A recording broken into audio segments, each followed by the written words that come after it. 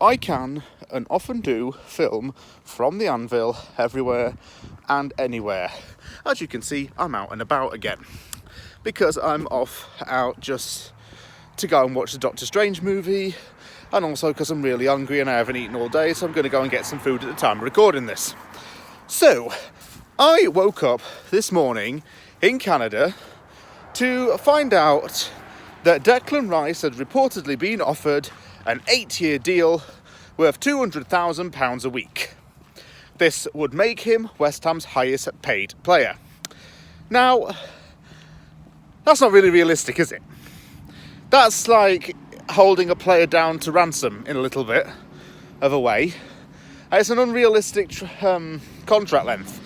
Look at David Moyes at Manchester United. He was given a 6-year deal and he barely lasted 1 year on that contract. Alan Pardew was given a really long-term contract at Newcastle United. I think that was an 8-year contract as well, and he left after about 3 years into it. I don't even think he made it halfway. And because of that, he ended up having to get a massive payout. So that wasn't very smart. If you look at those two examples as well, you could also combine Harry Kane was on a 6-year deal with Spurs. But that just causes a lot of unpredictability because the player can still leave regardless of the length of the contract. Although Rice is not entering the final year of his contract at this moment in time, he still does have a lot of time left with West Ham, and his stance does not appear to have changed.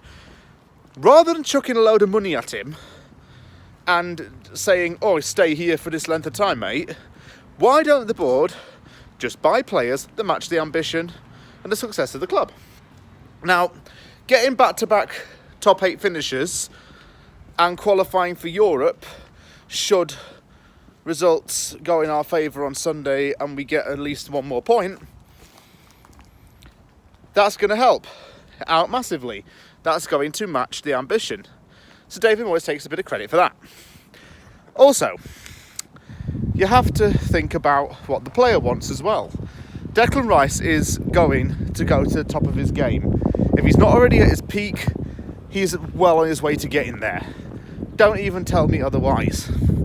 So what this means is that he's going to probably want to win some silverware. And if West Ham can't do it, he'll end up going to somewhere like Manchester City, which is probably the only club that I would be fine with him moving to.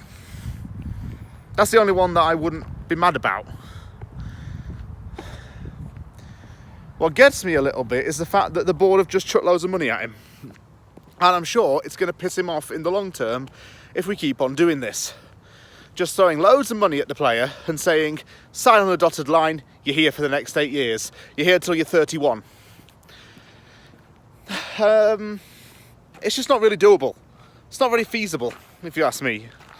And it's just showing that the board is trying to bribe Declan, I'll lean against this tree, into just signing on for the rest of his life at the club. I don't agree with that. You can't really force the player down if it's against their wishes. I'm not saying that he doesn't like the club, but you can't really force to tie him down for that long time.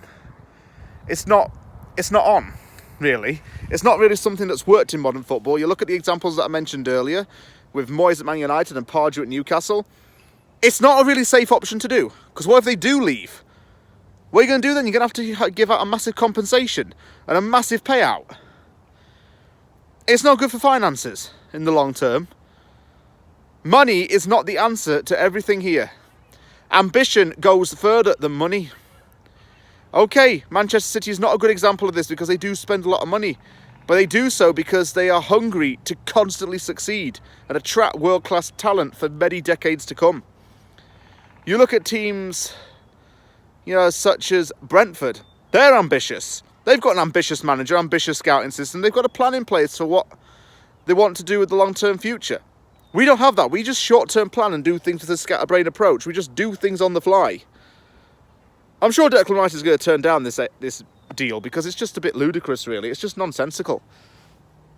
He's not going to stay here if he's just had a load of money thrown at him. It's about wanting to take the club forward and future plans.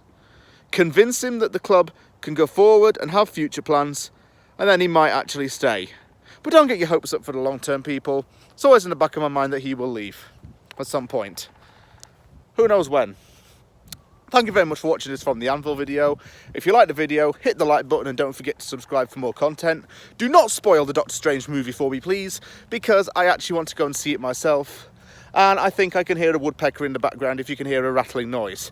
So, that's a bit random, but I'll see you all later. Enjoy the rest of your day/night.